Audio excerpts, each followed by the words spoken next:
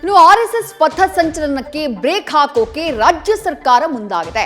ಸಂಪುಟ ಸಭೆಯಲ್ಲಿ ಆರ್ಎಸ್ಎಸ್ಗೆ ಕಡಿವಾಣ ಹಾಕೋದಕ್ಕೆ ಕಾಯ್ದೆ ಜಾರಿಗೆ ಮಾಡುವುದಕ್ಕೆ ಚಿಂತನೆ ನಡೆದಿದೆ.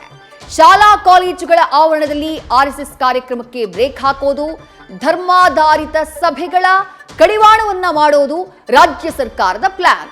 ಅಧಿವೇಶನ ಶುರುವಾಗಿರುವಂತಹ ಸಂದರ್ಭದಲ್ಲೇ ಕಾಯ್ದೆ ಜಾರಿಗೆ ರಾಜ್ಯ ಸರ್ಕಾರ ಚಿಂತನೆಯನ್ನ ನಡೆಸಿದೆ. ಆರ್ಎಸ್ಎಸ್ ಸೇರಿದಂತೆ ಯಾವುದೇ ಸಂಘಟನೆಗಳು ಇನ್ಮೇಲೆ ಏನೇ ಮಾಡಬೇಕು ಅಂತಿದ್ರು ಅನುಮತಿಯನ್ನ ಪಡೆಯುವುದನ್ನ ಕಡ್ಡಾಯ ಮಾಡಲಾಗ್ತಾ ಇದೆ. ಕಾನೂನಿನ ಮೂಲಕವೇ ಬಿಗಿಗೊಳಿಸುವಂತಹ ಪ್ರಯತ್ನ ನಡೀತಾ ಇದೆ.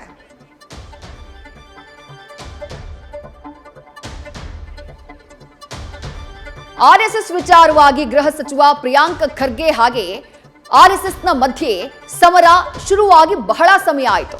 ಪ್ರಿಯಾಂಕ್ ಖರ್ಗೆ ಅವರು ಗೃಹ ಸಚಿವರಾಗೋದಕ್ಕಿಂತ ಮುಂಚಿನಿಂದಾನೇ ಆರ್ಎಸ್ಎಸ್ ವಿರುದ್ಧ ಸಮರವನ್ನ ಸಾರ್ತಾ ಇದ್ರು.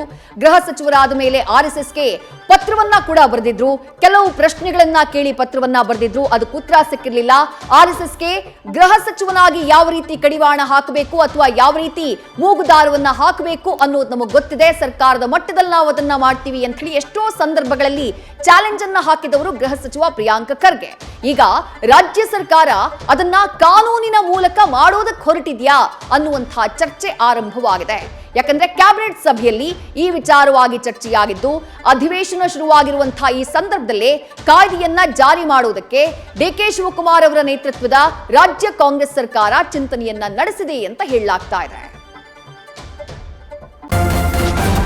ನ್ಯೂಸ್ ಫಸ್ಟ್ ನಿರ್ಭೀತಿಯಿಂದ ನಿಮ್ಮ ಪರವಾಗಿ.